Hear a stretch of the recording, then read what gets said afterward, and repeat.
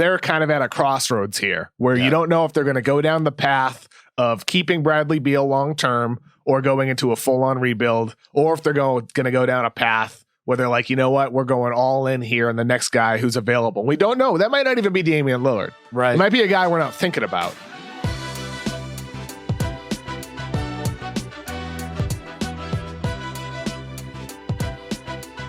All right, while free agency is gone and there's still going to be news that takes place in terms of roster building here and there, what does not stop is players from talking.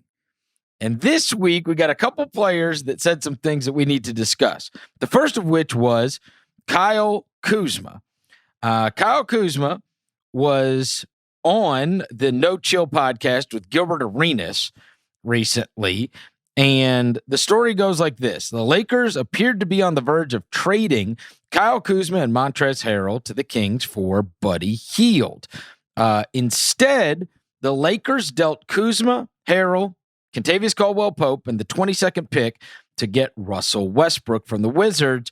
Kyle Kuzma said, I was kind of shocked because I thought I was going to Sac. Like the Sacramento deal with Buddy Hield, that ish was done. So I'm thinking in my head, okay, Sac, 45-minute flight, that's not bad. I can go to Napa. But then, out of nowhere, you're going to Washington. I was super hyped because it's a better situation. Going to Sac would have been fun. I would have went crazy for sure. That's how I think. But I have the opportunity to play with Brad Beal. It's someone that is really trying to be a winner in this league. Oh, boy. Hey, I mean, in D.C., great museum scene out there. A lot of good museums you can go to. not sure that's up Kuzma's alley compared to California beaches, California in general. But hey, he's near New York City as well. So good for Kuz to be in Washington. I mean, ultimately, that whole 24, 48 hours was funky because it did seem like the Lakers-Kings thing was actually going to be happening. But lingering under the background, of course, was that Russell Westbrook situation. And I think it's true. I mean, he said it. Washington is a good situation for him. It's a good situation today. And that's because they have Bradley Beal on the roster. We'll see how that plays out if he stays in Washington after this season, because he can become a free agent next summer. But on paper, Chris, I look at that Wizards team. I'm kind of into it. Chris. I am. Well, here's the thing, Kev. The most important quote is going to Sac. It would have been fun. I would have went crazy for sure. That's how I think. But the opportunity to play with Brad Beal, it's someone that is really trying to be a winner in this league. And Kuzma started to become a winner in LA. He learned it, right? Yep. Yes. And I just think that, you hear a player talk, and what do you make of him saying that I was super hyped because it's a better situation? I look at the Wizards roster and look, Beal is the headliner. He's the star there. But the Beal Dinwiddie backcourt, intriguing. Holiday coming off the bench, Neto a solid depth backup guard, intriguing. You got the Lakers guys, Harrell, Kuzma, KCP, who are all solid in their own roles. You have some young talent, Kispert, Avdia, Hachimura. Hachimura's gotten better each year of his career. Maybe he'll take another leap as well. You get Gafford at center, Thomas Bryant, who's hurt to start the year, but they have a good amount of depth. You have Isaiah Todd off the bench. I didn't mention either.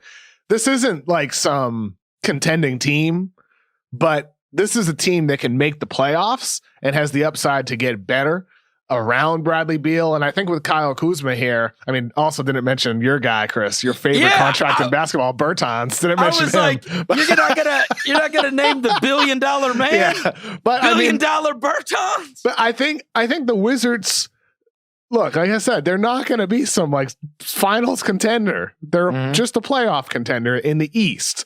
But I like their roster, and I think they have the versatility to play different styles. I'd love to see them play some small ball with Hachimura at the 5, Kuzma at the 4. See what happens when you do that. They can play big. They can play small with spacing. This team can play a whole bunch of different ways. They have a new coach there, an Unseld. Be interesting to see what type of system he installs there. So I think for Washington, with their amount of young talent they have, including some of the, more proven players like a Kuzma. He's still young. I look forward to seeing how these guys develop in a new situation. I think for Kuzma specifically, a lot of people have said once he leaves LA, he'll be forgettable, right? Like the Lakers spotlight was one of the reasons why he became the biggest star. Going to Washington, he will not have that spotlight on him. This is an opportunity for him specifically to show in a new situation, yes, I can still play winning basketball. And for him, the key there, like he had a quote earlier in the summer, I believe, where he said something about like his inconsistencies can be pegged on like the fact that he had an inconsistent role. That's true to an extent, but he's been an inconsistent player regardless of his role ever since he was in college. That's one of the reasons why I was low on him entering the draft. I was too low on him entering the draft. I made a mistake with my ranking for him. But, you know, will he at some point in his mid-20s now be able to find some semblance of consistency as a shooter, as a decision maker? He already has as a defender, but the offensive side is now the next step for him, which ironically is the thing people weren't concerned about when he was young because he was putting up almost 20 points per game. Right. I'm fascinated with the whole idea that the guy was going to be traded to Sacramento, but then he goes to Washington and he says it's a much better situation. I mean, that would not have been the case a couple of years ago, but I also think it speaks to, you know, why you are careful about letting go of Brad Beal. His was a name that all the time was coming up. And it is in part because you hear that quote and another player in the league saying, I'm excited to go play with this guy, right? Now, that doesn't mean necessarily that you're going to get a bunch of great free agents because you've got Brad Beal, whatever, but it also means that people think they've got a chance when you've got that guy on your team, right? That, like, if I go there, hey, they got Brad Beal and we got a chance to win, because he wasn't saying that, like, you know, in the same sense of, hey, they got De'Aaron Fox, and hey, they got a lot of young talent, and they just drafted Davion Mitchell, and they got Halliburton and whatever else, right? Now, obviously, you're thinking about it through the prism of how is this going to affect me and my career? But beyond that, guys do want to win, and the truth is, if you got Brad Beal, you're a lot closer to winning than if you don't, you know? Yeah. You know, it is... One thing I'm thinking about with Washington here is the obvious question is this team good enough to keep Bradley Beal happy? Right. I mean, we'll see. Like he'll have options. The Celtics, you know, with Tatum, he can reunite there. There's many other teams as well that he might, you know, look at. Maybe New York, possibly. There's a lot of teams. The inverse is this for Washington. What will be the situation that pops up where they say we're going to cash in our future picks? We're going to cash in some of our young players, you know, maybe including even a Kuzma. You know, Bradley Beal was one of the 10 or so current NBA players at Damian Lillard's wedding this weekend. Mm-hmm. Would Washington be one of those teams that would throw themselves into a Damian Lillard sweepstakes? Because like I've said for weeks now, everybody talks about Philly wanting to wait for Damian Lillard and try to go after him with Ben Simmons. Like every other team is also going to think about going after Damian Lillard as well. Would Washington be one of those teams that says, we're going to go all in. We're going to give 7 picks, all pick swaps. We're giving Avdia. We're giving Kispert. We're giving Kuzma. We're giving Hachimura. Like all in, you know, some teams could decide to do that. All it takes is one. And I just wonder, you know, will we see a team that's has a little bit of desperation to them try to go all in on one of those guys who might become available? Yeah, and so that's the flip side of this. I think for so long we thought, hey, is Washington the kind of team that's gonna, you know, move their guy and then just get way worse? But now they've kind of on the fly, Tommy Shepard, put them in a position where they do have that opportunity. I mean, those guys, even if they're not great for you and don't push you to solid playoff performance, they're still assets. People want Montrezl Harrell. People will take Kyle Kuzma.